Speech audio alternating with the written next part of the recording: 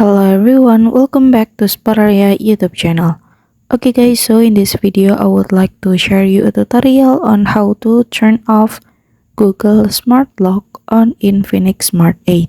You know guys that Google Smart Lock is a Google feature where we can save password to our Google account automatically, and we can also log in automatically to our account without having to enter a password.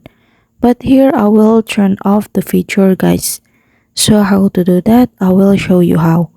Okay, first thing first that you have to do is you can go to Google Chrome. So yeah, I will show you. So yeah, this is one of the feature of Google Smart Lock guys. And to turn it off, it's quite easy. Now I will go to new tab.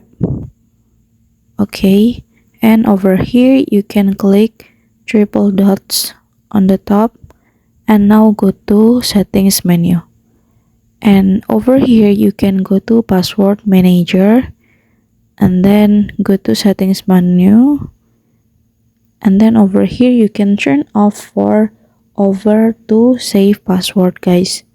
So yeah, here's the tutorial on how to turn off Google Smart Lock on Infinix Smart 8, and don't forget to subscribe to our YouTube channel and get notified from it so you don't miss another interesting video from this channel.